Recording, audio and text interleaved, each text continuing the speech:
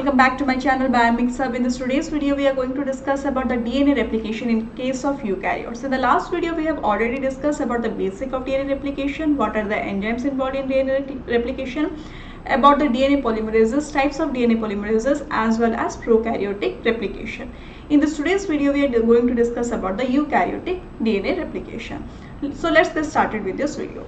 So in case of eukaryotic replication there are multiple origins, but in case of prokaryotic replication only one origin site was present from which the DNA replication was taking place. But in case of eukaryotes there are multiple replication sites from which the DNA replicates.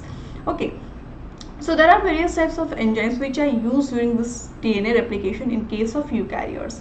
Like we can see here by this help of this diagram, or we can see by this table that there are different polymerases which are used in case of eukaryotes. Like it may be polymerase alpha. This polymerase alpha is mainly responsible for primer synthesis during DNA replication. Next is the polymerase beta, but in case of prokaryotic replication for the primer synthesis it was DNA pol 1.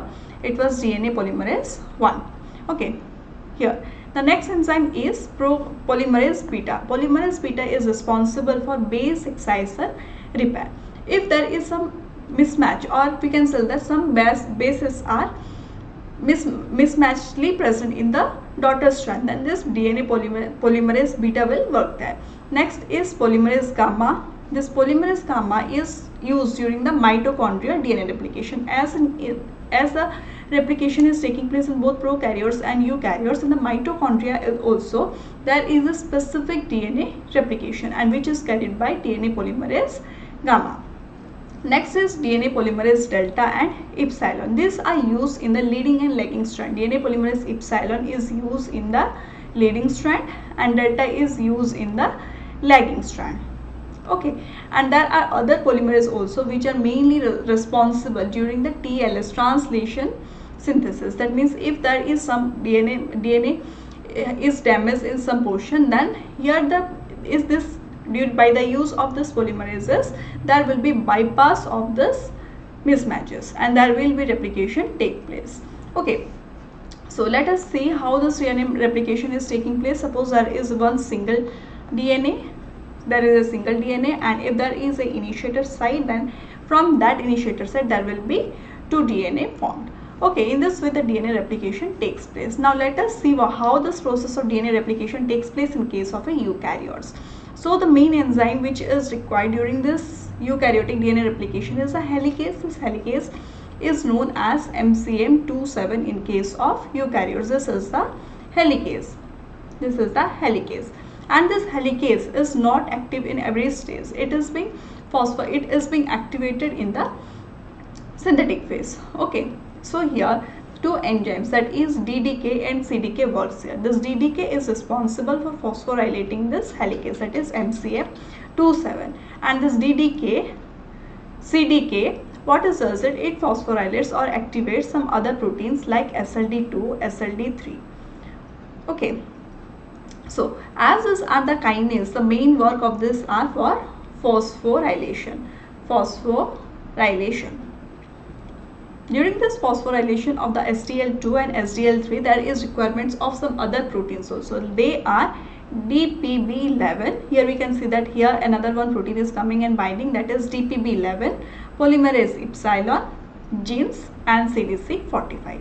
Okay, these all proteins after the phosphorylation of the helicase by DDK and phosphorylation of SLD2 and SLD3 by CDK, there is requirement of some other proteins like DPB11, polymerase epsilon, genes, and CDC45. Here they form a complex. Okay, after forming the complex there is release of some of these proteins. What are these proteins? They are SLD2. Here we can see that SLD2, SLD3 and DPB11. They are removed after this complex is formed. These three are being removed. Okay, so this complex is also known as CMG complex. CMG complex, which are present in this complex, which are present, it is known as CMG complex. Why it is known as CMG complex? Why it is known as CMG complex? Because it is CMG is present, that is C for CDC, M for MCM27 and G is for genes. So as these three proteins are present in this complex, it is known as CMG complex. Okay, it is known as CMG complex. So during this time, until this there was no helicase working. The helicase was not in the working stage. Okay, there was no single stranded binding protein, or there was no unbinding of the DNA by the helicase. When these three proteins are removed, that is SLD2, SLD3 and DBP11 is removed, after it forms a CMG complex, that is CDC45, MCM27 and genes. When it forms a complex, during that time, what does it? It unwinds the DNA. Okay, so there is a question that which proteins are there in the initiation as well as during the elongation phase. They are the CMG complex, that is CDC45, MCM27 and genes. Along with this, polymerase epsilon is present over here. Okay, so until this there was no polymerase alpha or primase. Okay, so after the unwinding is started, it recruits the other polymerases, that is polymerase alpha, which act as a primase. It is responsible for synthesizing a short strand of DNA.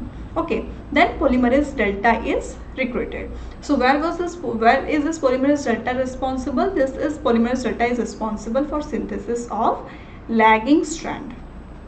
Okay, it is responsible for synthesizing the lagging strand, whereas polymerase epsilon is responsible for synthesizing the leading strand. Okay, now let us see what next. We can see that this MCM27, which was present, which is a helicase, this MCM27, it is a helicase. Before helicase, we can see here, before helicase activation, loaded helicase and encircle double stranded DNA. So here what happens, there is a double stranded DNA. Now this helicase which is present, it is not activated. So before the activation, this MCM27 is loaded, and two MCM27 are being loaded over here in head to head direction. Here head to head direction. Okay, so what happens? It is activated when the CMG complex is formed. After the CMG complex is formed, it is being activated. The helicase does its work by separating from each other. Now they work singly. They are not in a pairwise manner. Now we can see with the help of another diagram, that is ORC. One ORC complex is formed, or we can say that this is a first. It is the initiation point from where the origin of replication takes place. There is recruitment of some proteins or kinases, that is CDC6 and CDT1. What happens to CDC6 which is present? It cannot do its work. So CDC6 which is present, it is a helicase loader. Okay, and the CDC6 alone cannot work. It degrades. So for preventing it from degradation, the CDT1 works with it. Okay, so here now the MCM, CDC6 and CDT1, it help in moving this MCM27 into this DNA. So this is a pre-RC complex. After that, there are other proteins like SLD2, SLD3 and DBP11. They comes and bind in this region and forms a complex. Along with it, MCM10 and CDC45 and genes protein also come and bind in this region. After which, the DNA polymerase alpha is recruited, which is working as a primer, as well as pCNA and DNA polymerase alpha and delta, epsilon and delta is being recruited by the release of SLD2, SLD3 and DBP11. These are the same diagrams. Its meaning is same, but the representation is different.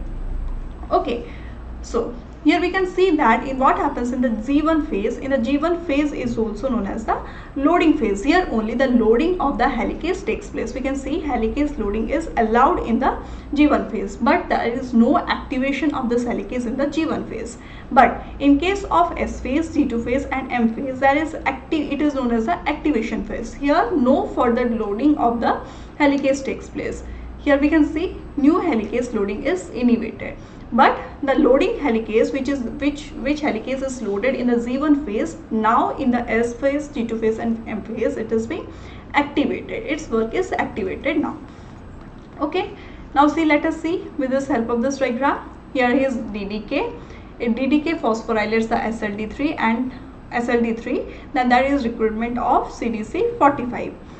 Okay, this SLD2, this complex which is present, it also phosphorylates SLD2. We can see here, when enters the S phase, when the cell is entering into the S phase, the DDK recognizes the N terminal of MCM27. Okay, this DDK protein which is present, it recognizes the M terminal. Specifically, it recognizes the N terminal of MCM27 and phosphorylates it, creating a binding site for SLD3. That is the reason after this DDK phosphorylates the N terminal of this helicase, it help in creating a binding site for SLD3 protein. Okay, so which in turn allow the recruitment of CDC45, which help in the recruitment of CDC45. Okay, now what happens, this complex which is formed, it further help in the phosphorylation of SLD2. After the SLD2 is being phosphorylated, it is recognized by DBP11. This DBP11, it forms a complex with polymerase epsilon in genes. Okay, now the next complex which is formed, here there is a CMG complex. Here the CMG complex is formed. Now it recruits MCM10 and RPA. What is this RPA? This RPA which is present, it is a single stranded binding protein. RPA is known as single stranded binding protein. In case of eukaryotes, it is known as RPA. Okay, so what is the work of this MCM10?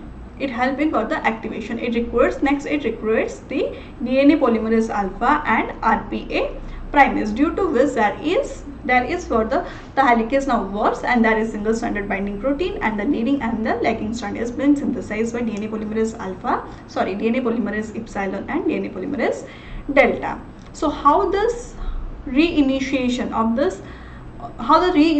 of the replication is prevented? It is prevented by SLB2 and CDK1 complex. This CLB2 and CDK1, what it does, it phosphorylates the ORC. This help in the phosphorylation of ORC, due to which the reinitiation of the replication does not take place. Okay, so the next is polymerase switching. So what do you mean by polymerase switching? So what happens, there is a requirement of DNA polymerase alpha which was working as a primase. The main work of this primase is that it will synthesize a short strand of DNA. After it synthesizes a short strand of DNA, this DNA polymerase alpha is being replaced by other two DNA polymerase. They are the DNA polymerase epsilon and DNA polymerase delta. Here we can see this DNA polymerase is now eliminated. It is being released from this DNA, and there is recruitment of DNA polymerase delta and DNA polymerase epsilon. Here the sliding clamp helps in this loading of this DNA polymerase, which help in the synthesis of the new DNA. Okay, this process by which the DNA polymerase is replaced by DNA polymerase delta and epsilon, it is known as polymerase switching. Here in this also we can see there is a MCM helicase is working. Here the DNA polymerase epsilon is working in the leading strand. Polymerase epsilon is working in the leading strand. Here there is polymerase alpha, which is a primase. It synthesizes a short strand of DNA. In case of eukaryotes, it is polymerase alpha.